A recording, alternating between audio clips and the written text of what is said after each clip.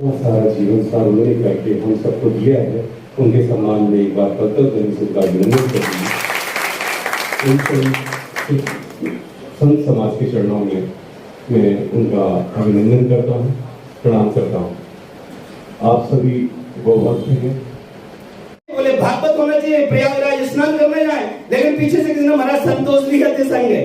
बोले चलो करो को पत्र द्वारा देख रहे हैं, तो जैसे पंडित जी ने द्वारा पत्र देखा तो बोले कि सुनो मुहूर्त बदल गया था, अगर संतोष साथ में थे तो गदा मारने का कोई दोष नहीं लगता है, कोई दिक्कत नहीं, घर बैठो।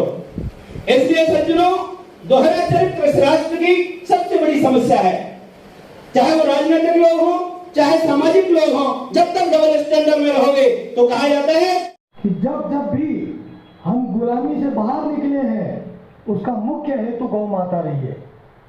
शिवाजी महाराज ने बचपन में देखा कि कसाई गाय को काटने ले जा रहा है और उनका हृदय विचलित हो गया। उन्होंने प्रण ले लिया कि अब किसी भी गाय को कटने नहीं दिया जाएगा और मुगलों का यहां से खात्मा किया जाएगा, हिंद स्वराज्य की स्थापना होगी। तो मुगलों से आजादी गौ माता के उस दृश्य ने शिवाजी माध्यम से करवाई। दूसरी बात, अंग्रेजों से जब आजादी के बाद आई तो आपको पता होगा कि 1857 में मंगल पांडे नाम के योद्धा ने जब जाना कि कारतूस में अंग्रेज गाय माता की चर्बी का इस्तेमाल करते हैं और उस कारतूस को मुंह से खोलना पड़ता है, उन्होंने उसी समय आजादी का बिल्कुल बजा दिया था। तो जब भी धर्म पर आंच आई और उस समय हम लोग किन कर्तव्य विमूढ़ हो गए, बिखर चुके थे, तब तक गाय ने हमें संगठित किया। और आज भी वही वातावरण है। जैसे हमारे उपाध्याय जी ने बताया कि 800 गाय कटने जा रही थी। मैं कहता हूं हिंदुस्तान का कोई कोना नहीं बचा जहां से सैकड़ों गाय कटने न जा रही हो। क्या कारण है? आप समझिए मेरी बात को, क्या कारण है?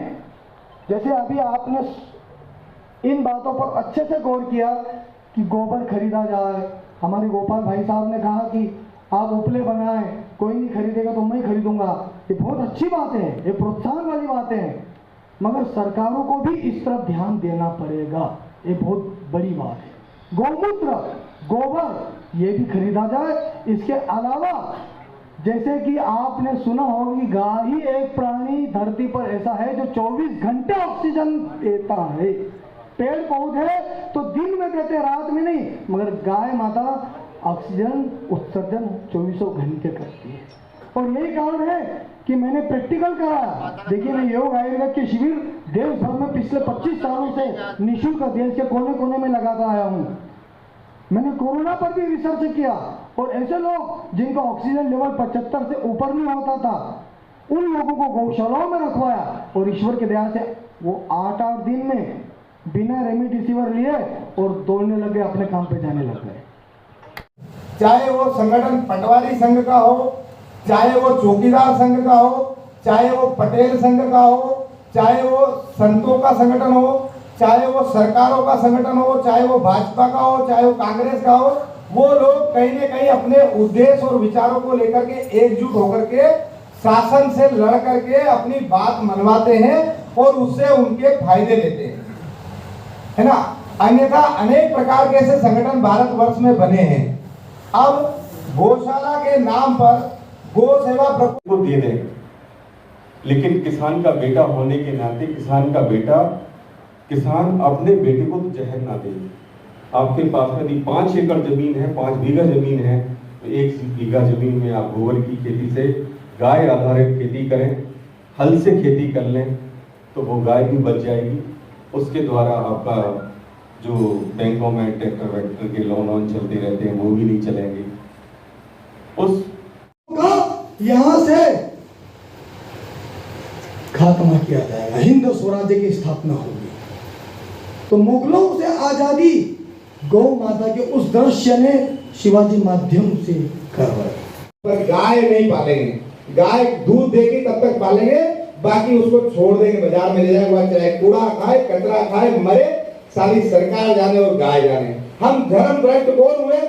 ना सरकार हुई है, ना व्यापारी हुए, ना कोई संगठन हुआ, ना कोई समाज। सबसे ज्यादा यदि कोई धर्म ग्रंथ संक्षेप में निवेदन करना चाहता हूँ कि पिछले 7 वर्षों में इस गौशाला ने कई इसकी एक गति अलग प्रकार से पकड़ना शुरू की है।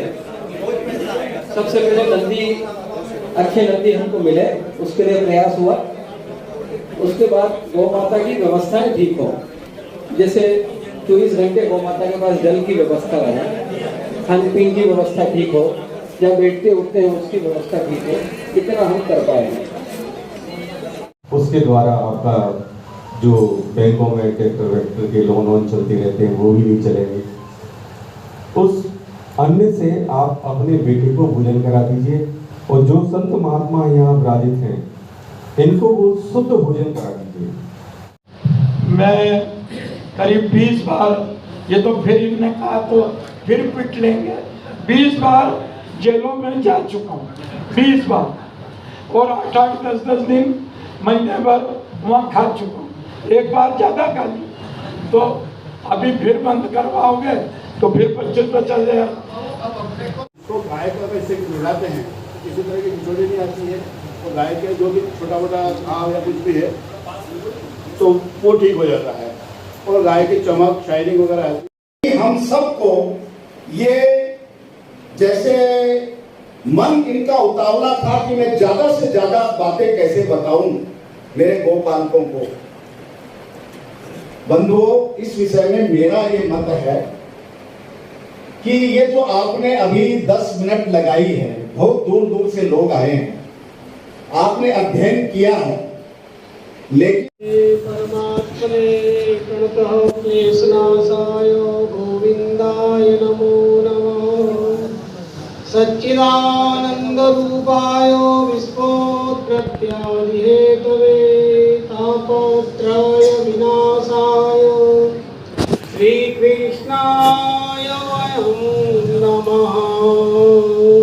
बोले गोपाल कृष्ण भगवान की जय। मंचासीन सभी विद्वजनों को नमन करता हूँ। काफ़ी दूर दूर से आए हुए, जैसा कि अभी वक्तव्य चल रहा था, 26 जिलों 27 जिलों से आप सब लोग आए हैं। आपकी यात्रा चिंतन शिविर के लिए थी। हम लोगों को यह चिंतन करना था, उस चिंतन के बारे में सभी महानुभावों ने आपको क्रमबद्ध तरीके से ध्यान आप सबका आकर्षित किया है।